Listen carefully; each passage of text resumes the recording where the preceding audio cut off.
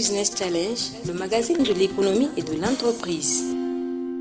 Une initiative exceptionnelle, une immersion dans le monde professionnel, un dialogue interactif enrichissant.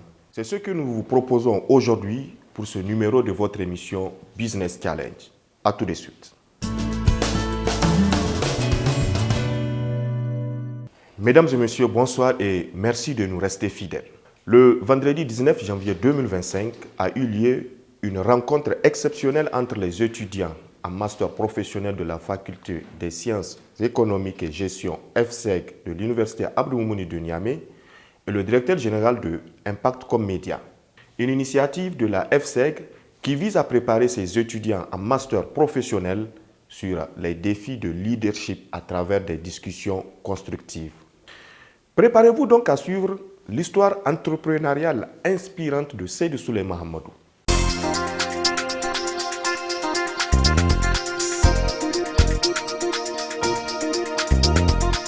La faculté des sciences économiques et de gestion, FSEG, de l'université Abdou Moumouni de Niamey a accueilli le vendredi 19 janvier 2025 une rencontre exceptionnelle entre les étudiants en master professionnel et le directeur général d'Impact Com Media, Seydou Souleymane Hamadou, en présence des enseignants-chercheurs. Cet échange, organisé dans le cadre des conférences de partage d'expériences, a été marqué par des discussions inspirantes et constructives autour des enjeux de la communication et des défis du leadership. L'activité que nous avons imaginée, c'est de rencontrer un professionnel qui va venir sans rien préparer du tout. Il raconte sa vie, comme j'ai l'habitude de dire, il raconte sa vie. Il répond aux questions des étudiants, il répond aux questions des professionnels. Quel est son parcours, que ce soit sur le plan professionnel, mais que ce soit aussi sur le plan personnel, parce que le parcours personnel, des fois, ça intéresse plus que le parcours professionnel. Donc, ils ont besoin de ça. Et vous êtes la deuxième personnalité qui passe. Et les personnalités, on ne les choisit pas par hasard. Ce sont des leaders qui sont positifs. Des leaders qui transforment leur société, qui transforment leur communauté.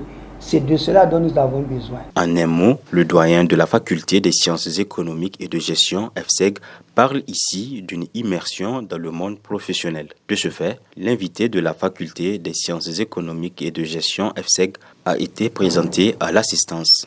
Nous avons pour invité aujourd'hui M. Seydou Souleymane Hamadou, qui est une personnalité, je pense, du monde des médias que certains connaissent et d'autres pas, qui a 43 ans, on peut se permettre de dire l'âge des hommes, mais pas celui des femmes. Durant ces 43 ans, qui a eu un parcours professionnel assez important déjà, 18 années à peu près, 18 années comme employé cadre, on va dire, dans le domaine et les métiers de la communication, mais aussi en tant que chef d'entreprise depuis un certain moment. J'ai tenu à être présente aujourd'hui parce que notre invité est un camarade de Como. Donc on a fait nos bancs ensemble. C'est pour ça que je tenais à être là. Je n'ai pas grand-chose à dire, à part que je suis extrêmement ravie d'être là aujourd'hui. Donc je vous laisse la parole. Prenant la parole, Seydou Souleymane Hamadou parle de l'importance du partage d'expériences. Quand vous partagez une connaissance ou des expériences avec quelqu'un, vous ne vous appauvrissez pas. Si je vous partage 1 million tout à l'heure, dans mon capital, il manquera 1 million. Mais si je partage 1 million de connaissances avec vous, il ne manquera rien. Au contraire, je vais peut-être m'enrichir davantage en faisant ce partage-là. Donc voilà pourquoi je pense que tout celui qui a appris ou bien qui a expérimenté quelque chose qui a été bénéfique pour lui, il a quand même quelque part le devoir de rendre aussi l'ascenseur. Les Anglais appellent ça to give back. On a le devoir de faire un retour. Donc aujourd'hui, peut-être qu'ensemble, on fera un certain retour de ce que je peux acquérir pendant ces années. Ça enrichira le retour potentiel que chacun pourra faire ou qu'il fait déjà. Comment est-ce que vous avez évolué au fur et à mesure? Donc des hauts et bas que peut-être les étudiants voudraient, ou bien nous-mêmes on voudrait bien entendre, parce que la réussite, comme on l'a dit, il y a toujours des hauts et bas, des choses qui s'est passées. J'aimerais bien entendre ce parcours-là, ça m'intéresserait bien.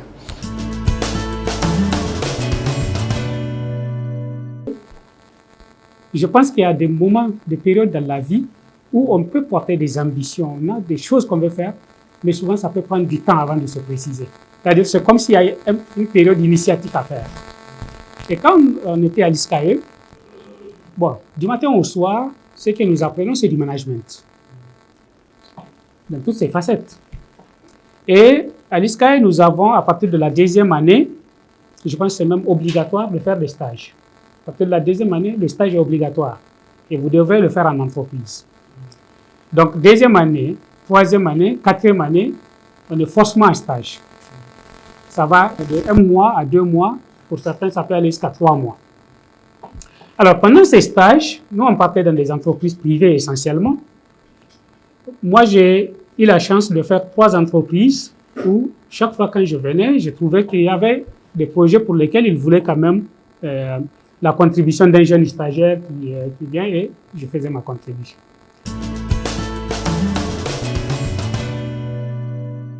L'entreprise que j'ai créée, Impact Média, son idée a commencé à germer beaucoup plus par rapport à mes lectures.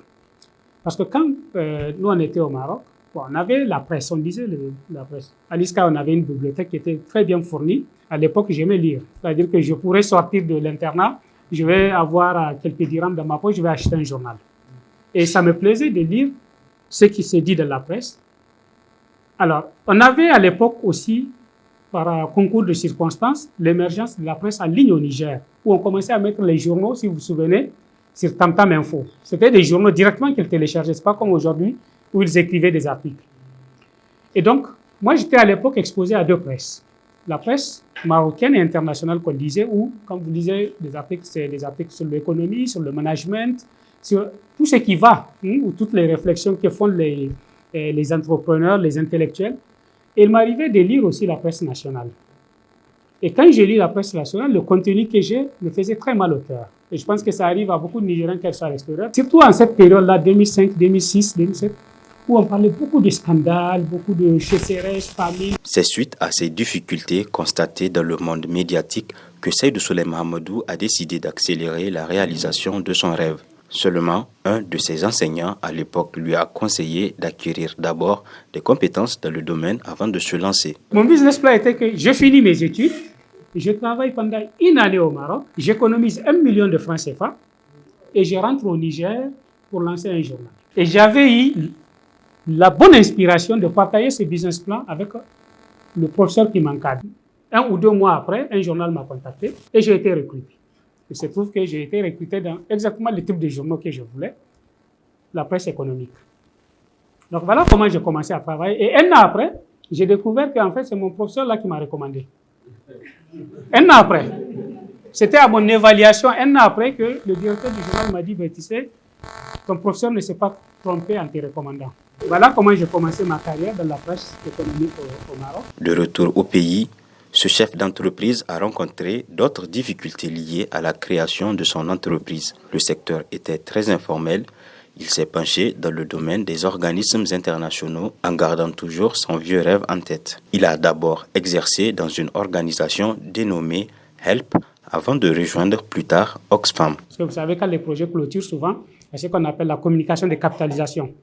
Donc je l'ai fait pendant 1 an, le projet est clôturé.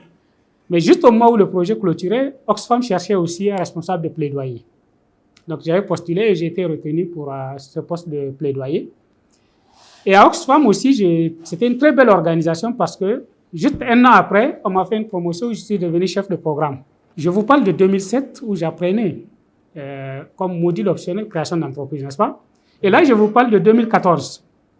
En 2014, un peu avant, en fait, je pense même en 2013, j'ai informé Oxfam que je vais arrêter ma carrière. Ainsi, Seydou Souley Mahamadou quitte finalement Oxfam et crée le 14 juin 2014 l'émission Business Challenge.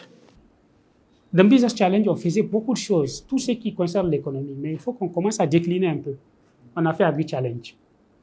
Et l'année où on a lancé Agri-Challenge, 3 mois après le lancement de Agri-Challenge, on a gagné à peu près, je pense, une 50aine de millions avec la nouvelle émission.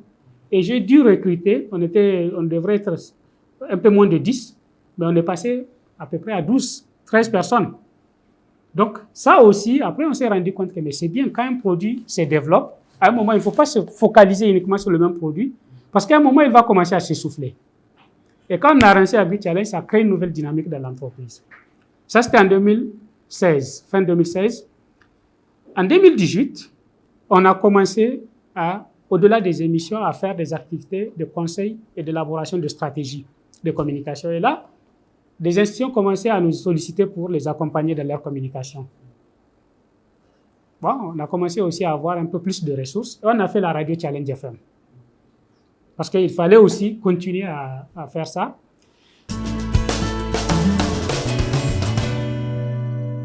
Aujourd'hui, nous sommes arrivés à un niveau où les émissions, nous en avons actuellement 3 qui sont régulièrement diffusées et une 4e qu'on a arrêtée depuis 2023. Mais au-delà des émissions, ce qui fait que nous sommes devenus une entreprise solide, c'est aussi l'expertise que nous avons développée sur les questions de communication. De plus en plus, à travers les émissions, les gens voient ce que nous produisons et ils sont intéressés par voir, au-delà des émissions, comment est-ce que nous pouvons les accompagner dans leur communication. Donc, aujourd'hui, nous avons au moins à notre actif une 15aine de stratégies de communication qu'on a élaborées pour des structures. Ces stratégies de communication, assez souvent, les structures, quand elles sont satisfaites, elles nous donnent la mise en œuvre. Vous voyez? Bon.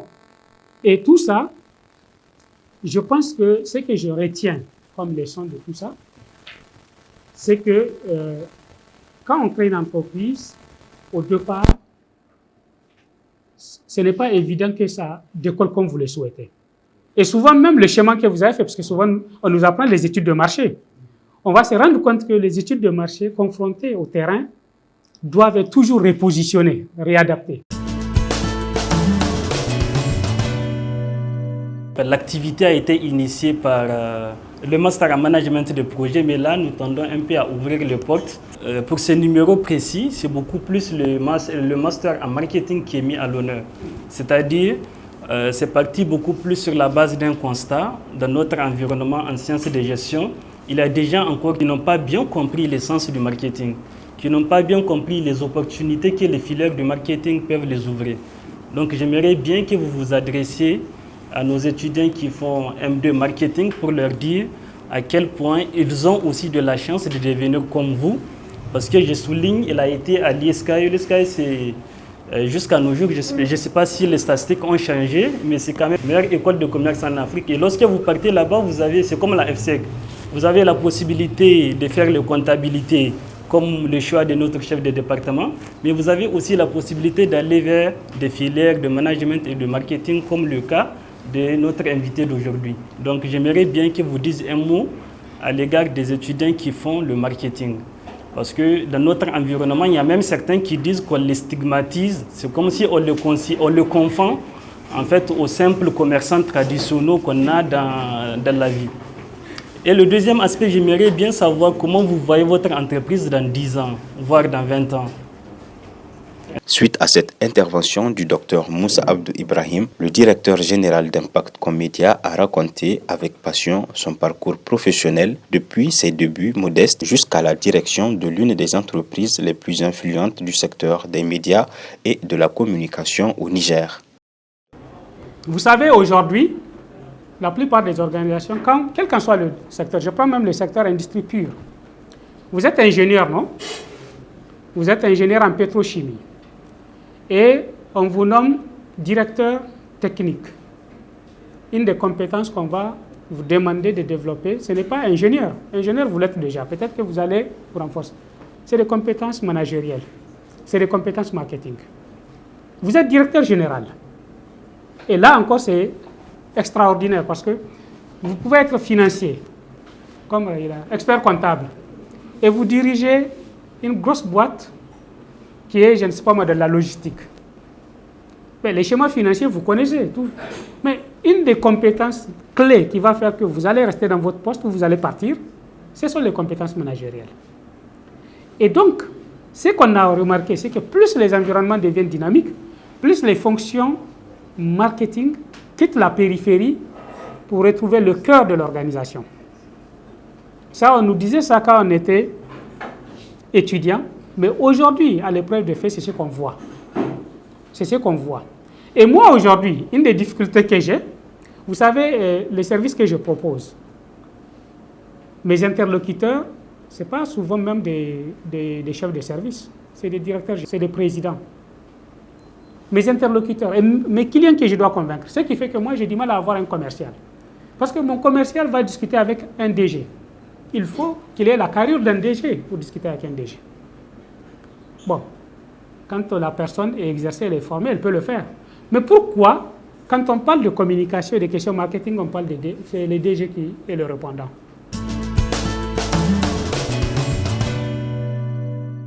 C'est parce que dans la plupart de ces institutions, on a compris que la communication marketing est un enjeu stratégique.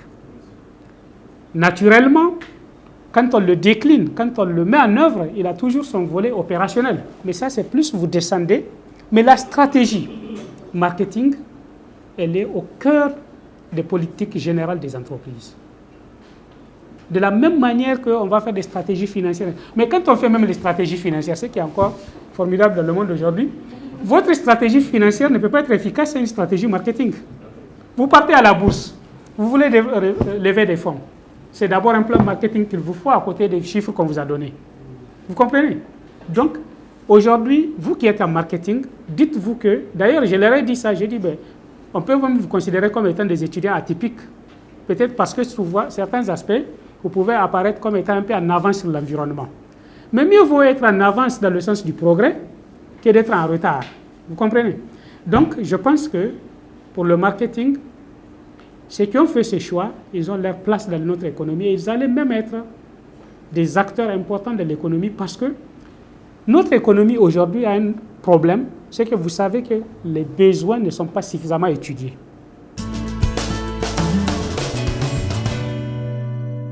Dans la présentation, il y a un aspect de Seydou que je n'ai pas entendu et que je voudrais ajouter, c'est le fait que Seydou est un talentueux acteur caritatif. Acteur caritatif dans le domaine de l'entrepreneuriat. Seydou, au lancement du centre incubateur de l'UAM, était en matière de communication l'acteur qui, quand il appuie le centre incubateur, les partenaires apprécient. Toutes les couvertures réalisées par Impact.com Media au profit du centre incubateur de l'UAM, c'était les couvertures qui sont les plus appréciées par notre auditoire. Je voudrais le remercier pour ça. Je ne l'ai jamais dit, je le dis aujourd'hui. J'ai connu Seydou également quand on lançait ensemble l'association Bunka Sarmata de Matassa. Seydou, ensemble, on a également intervenu dans le réseau des structures d'accompagnement à l'entrepreneuriat au Niger, dont il est membre du conseil d'administration. Ça montre en quoi il est suffisamment engagé pour transmettre ce talent-là.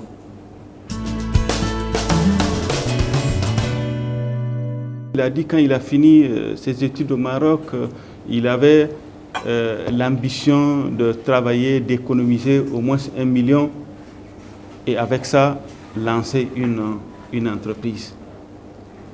Dans ma chemise d'étudiant là, l'étudiant ici à la FSEG, l'étudiant à l'UAM est beaucoup plus caractérisé par le fait que l'étudiant, il est pauvre, il n'a rien, même si il a l'aide sociale, même s'il a la bourse, même si chaque matin, la famille, un oncle, une tante, un frère ou un cousin lui donne de l'argent, il va trouver qu'il n'a pas de l'argent. Alors, Seydou a travaillé pour économiser de l'argent et lancer son entreprise.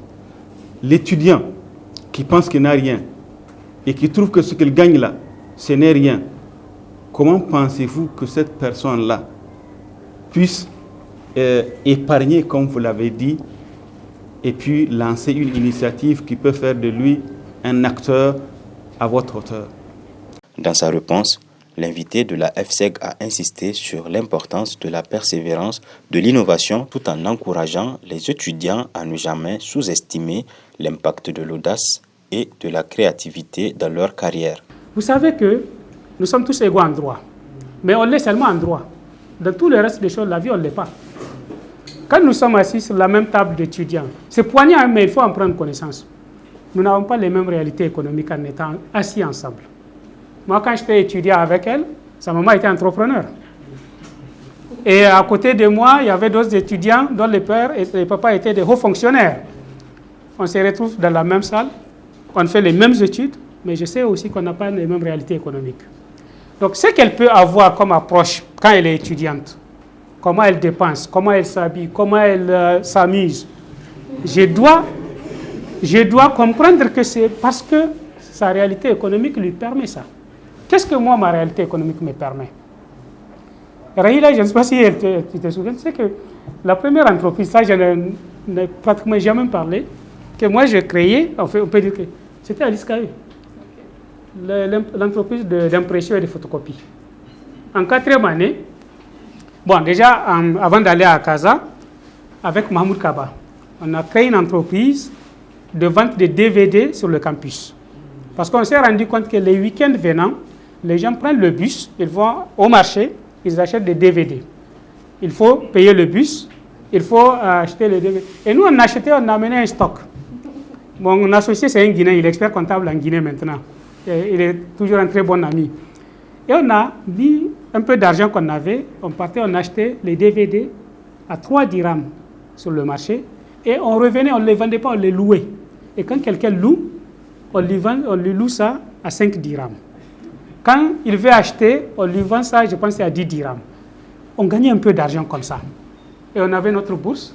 Donc moi, mon premier ordinateur, je l'ai acheté comme ça. J'avais un vélo quand j'étais à Rabat. Parce que tout le monde prenait le bus ou le taxi. Moi, mes réalités économiques ne me le permettent pas. Qu'est-ce que je fais? J'ai acheté un vélo. Et après, un autre étudiant, qui était aussi un ami, moi aussi acheté un vélo. Donc on était les 2 Nigériens qui partaient à l'école à vélo pendant que les autres partaient en bus. On économisait beaucoup nos bourses. Arrivé en 4e année où Rahila et moi on s'est retrouvés, pendant les mémoires ou les moments où il y a beaucoup de photocopies, on avait acheté une imprimante et on photocopie. On était 2 Nigériens à le faire, moi et Habibou qui est maintenant à la BOAD. Donc on gagnait un peu d'argent et ce qui fait que moi, une année, je payais même mon billet d'avion pour revenir à travers les petites activités que je fais. Vous savez, quand on est étudiant, c'est là qu'il faut commencer à avoir certaines prises de conscience. Parce qu'on est jeune, on veut se construire. Et on dit, il y a une théorie qui dit la nécessité crée de l'industrie. La nécessité crée de l'industrie. C'est lui qui est plus dans la nécessité, qui a la chance d'être ici. C'est-à-dire le fils du paysan, le fils de celui qui n'a pas les ressources, qui a la chance d'être ici et d'être assis à côté du fils du directeur général, il s'est dit déjà qu'il il a réussi. Maintenant, ce qui lui reste, c'est qu'il doit se battre plus que l'autre. Il n'a pas le choix. Moi, en fait, très honnêtement, une des raisons qui m'ont poussé à cet état d'esprit, c'est de comprendre que je n'ai pas le choix sur certaines choses. Je ne peux que réussir. C'est la seule option que j'avais. Ou alors, la deuxième option, complètement échouer. Donc, comme moi, j'étais au lycée technique, ça, à l'université, je ne le faisais pas. Au lycée technique, en début d'année, quand on vient, je me dis, je vais 15 de moyenne.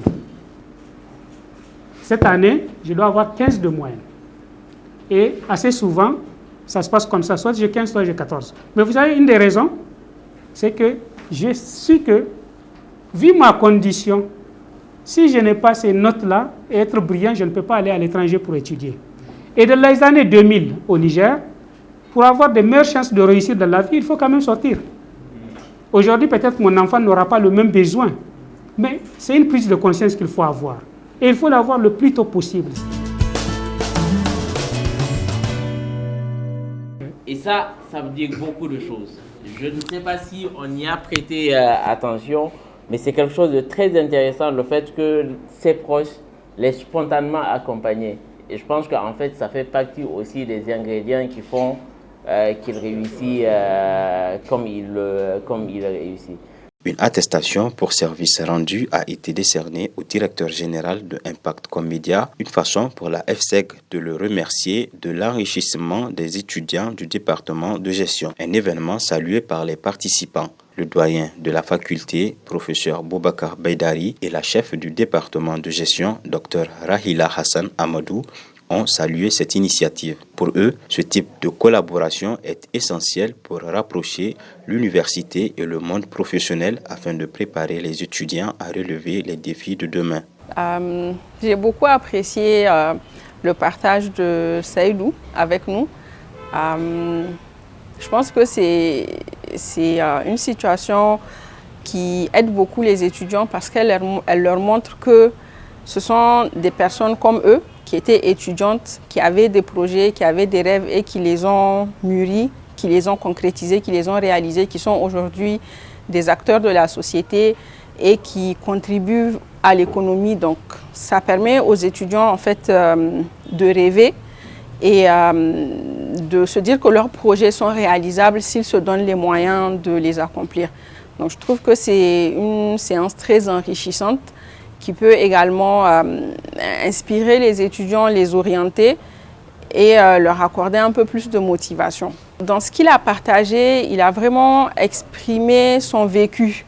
Comment est-ce qu'il était quand il était étudiant, les choses qu'il ne pouvait pas s'offrir, les contraintes auxquelles lui il faisait face que ses camarades étudiants n'avaient pas les mêmes contraintes. Il a eu à développer des solutions ingénieuses en fait, pour pouvoir financer ses études et un petit peu améliorer son cadre de vie, alors que ses autres camarades promotionnaires n'avaient pas ces mêmes contraintes-là.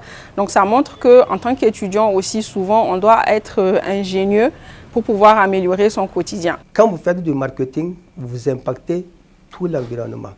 Et à partir de là, déjà, il y a des étudiants qui veulent faire le marketing aujourd'hui.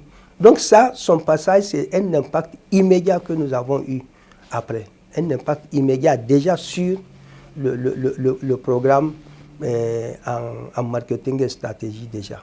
Je sais qu'on ne s'est pas trompé. C'est-à-dire l'idée, à partir de son passage, l'idée de partage d'expérience, ça nous renforce dans cette idée-là. Ça nous renforce et je pense que nous allons continuer. Parce que comme il l'a dit, mettre en contact les étudiants avec les professionnels, ça permet aux étudiants de comprendre la réalité. Et à partir de là, je pense que nous allons continuer à renforcer cette activité-là, à l'améliorer davantage. En quittant la salle, les étudiants portaient des visages rayonnants et des esprits remplis de nouvelles perspectives. L'intervention de Seydou Souley Hamadou, plus qu'un simple partage d'expérience, a été une véritable leçon de vie et d'engagement. Et oui, une véritable leçon de vie et d'engagement qui va certainement servir ces étudiants en master professionnel. J'espère que vous avez aussi tiré profit de ce partage d'expérience. Vous pouvez continuer à interagir avec notre équipe digitale à travers les adresses qui s'affichent en bas de votre écran. On se dit donc à très bientôt pour un nouveau Business Challenge. Au revoir.